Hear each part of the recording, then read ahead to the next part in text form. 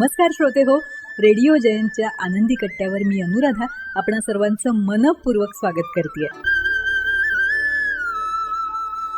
जैसे ज्याचे कर्म तैसे फळ, हे वाक्य आपण ऐकतो, वाचतो, म्हणतो आणि प्रत्यक्षात अनुभवतो सुद्धा. कसं ते ऐकूया एका प्रसंगातून आजच्या आनंदी कट्ट्यावर. सकाळी त्याला कामावर निघायला थोडा उशीरच झाला होता. कशी बशी धावत धावत ट्रेन पकडली त्यानं आणि स्वतःला आत झोकून दिलं. ट्रेनमधल्या एकानं पटकन आधार दिल्यानं तो कसाबसा सावरला. आत आल्यावर दोन्ही सीटच्या मोकळ्या जागेत उभा राहिला. कशाला एवढी धावपळ करायची, जीवापेक्षा जास्त महत्त्वाचं काम आहे का, असं दोघा तिघांनी प्रेमानं लटकेच रागावून त्याला समजावलं. त्याला आपण केलेल्या चुकीमुळे अपराधीपणाची जाणीव झाली होती. मनातल्या मनात अशी चूक पुन्हा न करण्याचं त्यानं ठरवलं. त्यानं थोडा मनात विचार केला की चुकून हात निसटला असता तर. बापरे, नुसती कल्पना करताच त्याच्या अंगावर काटा आला होता. तो थोडा वेळ डोळे मिटून शांतपणे बसून राहिला. नंतर मोबाईल काढून बराच वेळ मेसेजेस वाचत बसला. पुढील स्टेशन अशी उद्घोषणा ऐकल्याबरोबर तो भानावर आला आणि पटकन ट्रेनमधनं उतरला. प्लॅटफॉर्मवर उतरून तो चालायला लागला. समोर एक साध्या कपड्यात असणारा मजूर गृहस्थ सामानाच्या गोणीचं ओझं उचलायला हाताने इशारा करून आवाज देत होता. पण येणारे जाणारे तिकडे दुर्लक्ष करत घाईघाईनं निघून जात होते.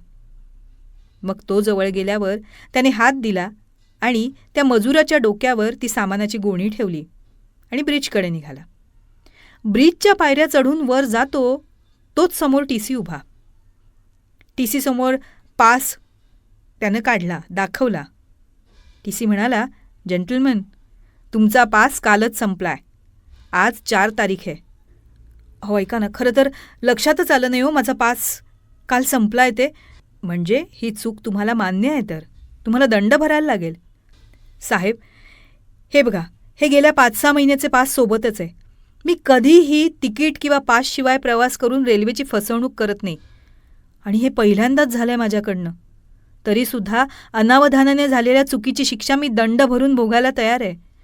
आणि आता ऑफिसला जातानाच पहिल्यांदा पास काढतो आणि नंतर ऑफिसला जातो.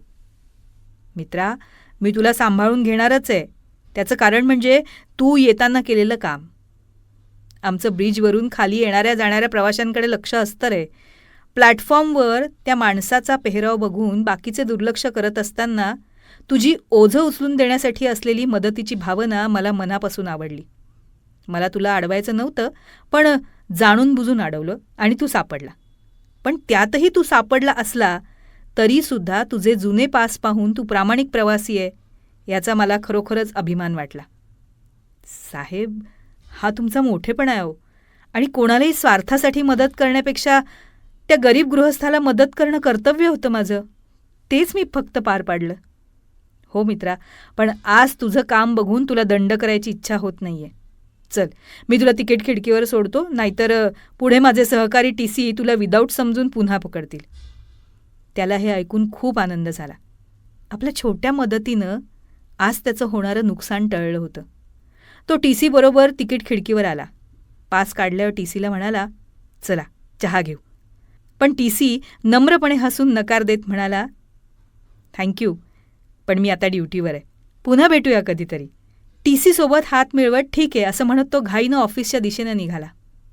चांगल्या कामाचं फळ चांगलंच मिळतं, पण ते एवढ्या लवकर मिळेल ना यावर त्याचा विश्वास बसत नव्हता. त्याला आज काही मिनिटाच्या अंतरावर देव माणसं भेटली.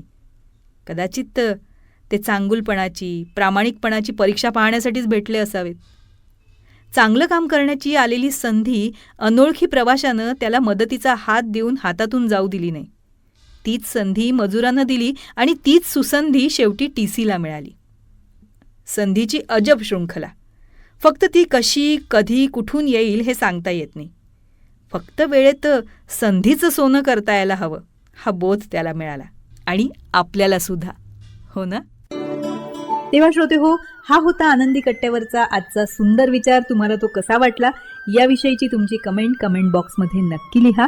आणि त्याचबरोबर रेडिओ जयंतचे दर्जेदार कार्यक्रम ऐकण्यासाठी रेडिओ जयंत लाईक करा, शेअर करा आणि सबस्क्राईब करा.